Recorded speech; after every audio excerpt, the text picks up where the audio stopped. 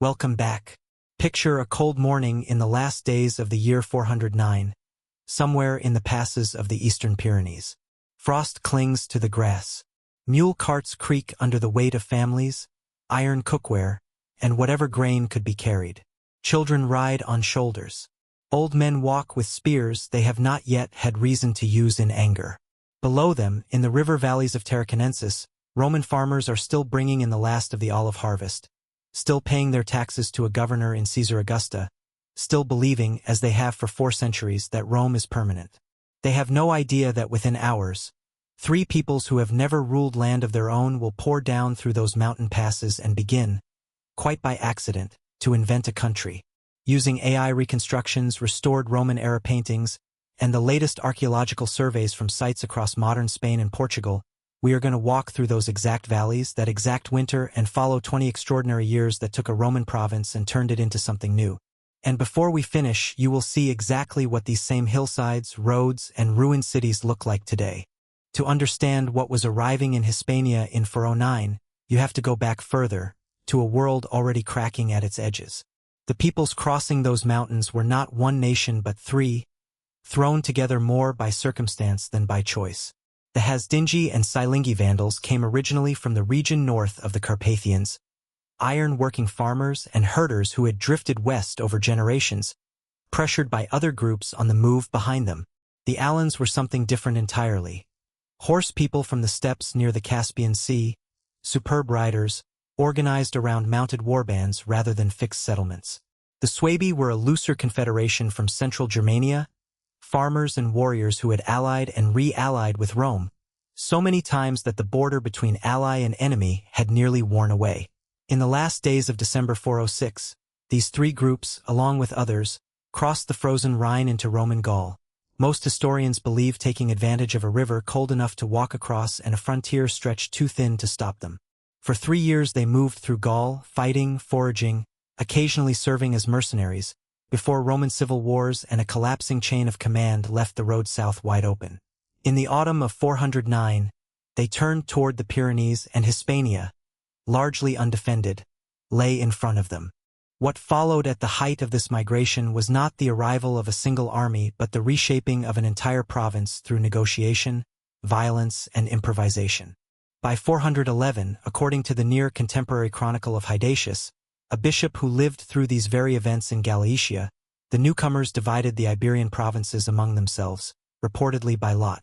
The Hasdingi Vandals and the Suebi took Galatia, the green, rain-soaked northwest corner of the peninsula. The Alans received the central provinces of Lusitania and Carthaginiensis. The Silingi Vandals took fertile Baetica in the south. This was not a single dramatic conquest with fire and toppled columns, though there was real violence and real famine in places. It was something stranger, an improvised partition of Roman territory by peoples who, only 5 years earlier, had no fixed claim to any land at all. Roman roads, still remarkably intact after 400 years of engineering, carried these new populations to their allotted regions.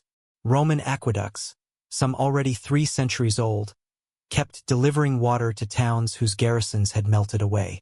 It was a Roman skeleton with a new and unfamiliar body moving inside it, still under construction, still unstable, nothing settled for good. Religious and civic life in these years existed in overlapping layers, like sediment building on top of older sediment. Christianity had taken firm root across Hispania by the 4th century, and bishops such as Hydatius in Galatia had become some of the only stable authorities left standing once Roman governors withdrew or were killed. Church councils, ordinations, and disputes over doctrine continued even as armies marched past outside. Many of the newcomers followed Arian Christianity, a variant of the faith that disagreed with the Nicene doctrine practiced by most Hispano-Roman bishops over the nature of Christ's divinity. This meant that towns often held, quite literally, 2 competing visions of the sacred within the same walls. A Nicene bishop presiding over the old Roman congregation, and an Arian court chaplain serving the new ruling family.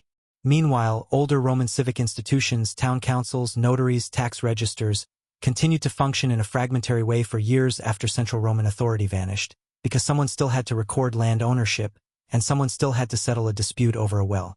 Ordinary life for the people caught in the middle of this was neither purely chaotic nor purely peaceful. It was exhausting, uncertain, and deeply human.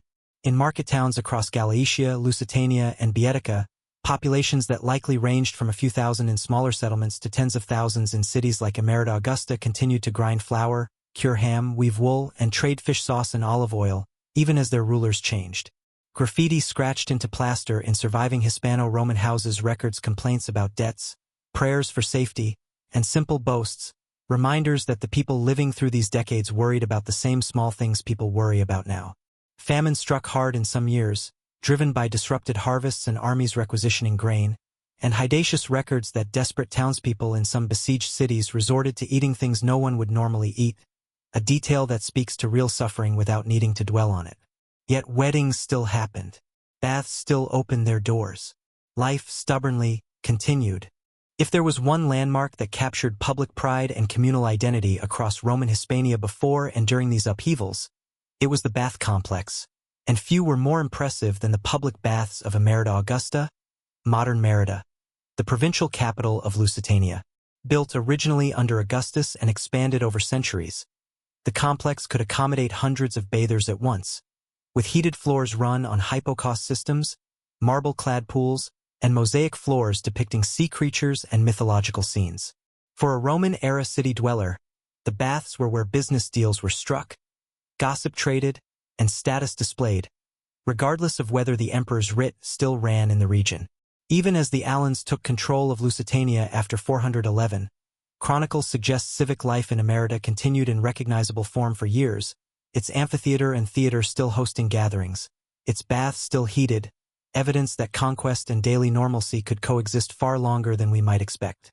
Privilege in this world lived in the countryside as much as the city, in the sprawling rural villas that dotted the Hispano-Roman landscape.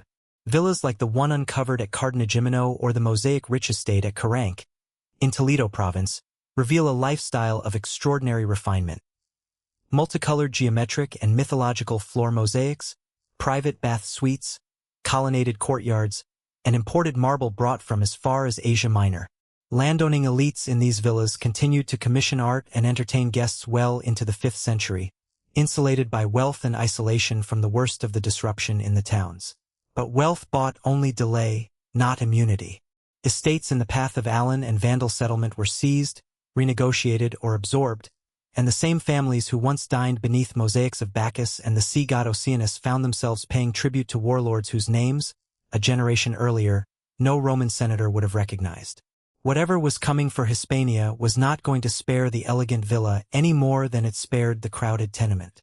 The central turning point of this story unfolded not in one single battle, but across a series of brutal campaigns between roughly 416 and 429. Driven largely by Rome's decision to fight fire with fire.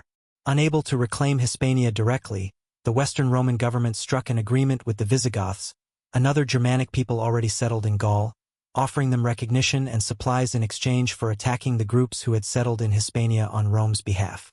Visigothic armies swept into the peninsula and, in a series of campaigns historians believe were extraordinarily destructive, all but annihilated the Silingi Vandals in Baetica and shattered the Alan Confederation in the west by around 418, killing their king Edax in battle.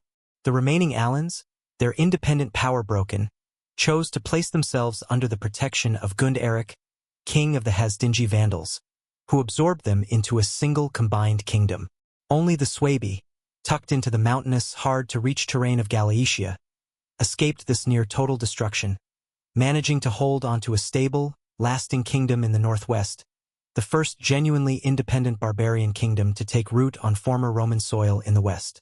Meanwhile, Gunderic's Vandals, now including Alan survivors, fought their way south toward the coast, seizing Hispalis, modern Seville, around 425, in an assault chroniclers describe as violent enough to include the plundering of the city's churches. Facing continued Roman and Visigothic pressure, and likely also drawn by the wealth of Roman North Africa just across the strait, Gunderic's successor, his half-brother Gaiseric, made the fateful decision in May of 429 to ferry the entire Vandal and Alan people, reportedly numbering somewhere near 80,000 according to later, possibly exaggerated, tradition, across the Strait of Gibraltar into Africa, never to return to Hispania again.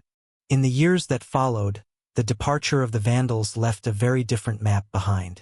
Boeotia and much of the south fell gradually back under nominal Roman, then later Visigothic control. Its cities repopulate, its rural estates renegotiated once more. Galaetia, however, remained under Suebi rule for close to a century and a half, developing its own coinage, its own church councils at Braga, and its own royal line, quietly becoming what many historians now describe as the first sustained independent kingdom to emerge from the wreckage of the Western Roman Empire, centuries before Spain existed as an idea at all. For generations afterward, folk memory in the northwest preserved fragments of this era in place names and local tradition, while further south, in Africa, Gaisaric's Vandal kingdom would go on to sack Rome itself in 455, an entirely different chapter that began, in a real sense, on these Iberian shores. It would take centuries of further study for historians to fully reconstruct what happened during these chaotic 20 years, largely because so few written sources survive from the people who lived through it. Hydatius's Chronicle, written from within Galaetia by a bishop who personally witnessed Suebi raids and diplomatic missions, remains one of our only close-up accounts, and modern archaeologists continue to find corroborating evidence in the ground. Burn layers in provincial towns, hastily buried coin hoards abandoned by families fleeing violence, and shifts in burial customs that mark the slow blending of Roman and Germanic populations. Excavations at sites like Coimbra in modern Portugal reveal hurried, improvised fortification walls built directly across older Roman mosaic floors, a physical record of a city trying, in real time, to defend itself against exactly the kind of upheaval we've been describing. It is worth pausing briefly on what all of this really meant. Behind every treaty, partition, and battle we have described were people who woke up every morning not knowing which king they answered to, who buried children in the same soil their grandparents had farmed, and who kept lighting hearths and baking bread through all of it. The ruins we study are not just historical puzzles. They were homes. Today, you can walk through much of this story in person. The Roman theater and amphitheater at Merida still stand remarkably intact, hosting performances again after 2,000 years, while the site's museum displays mosaics recovered from villas across old Lusitania. The mosaics of Caranc have been preserved under a modern protective structure near Toledo, allowing visitors to look down at Oceanus and his sea creatures much as a 5th-century guest once did. At Coimbra, those hastily built defensive walls remain visible cutting straight across the original mosaic floors, a striking, tangible then and now moment frozen in stone. And in Braga, in northern Portugal, echoes of the old Suebi capital survive in the city's layout and its ancient cathedral foundations, a quiet reminder that the first independent kingdom born from Rome's collapse in the West still leaves a fingerprint on the map. Thank you so much for spending this time with me today. If you enjoyed walking through these vanished valleys and reborn cities, I'd love to hear which lost place or turning point in history you want us to bring back to life next. So drop it in the comments below. And if anything in this video felt off or you know a detail worth digging into further, I always welcome that feedback too. See you in the next one.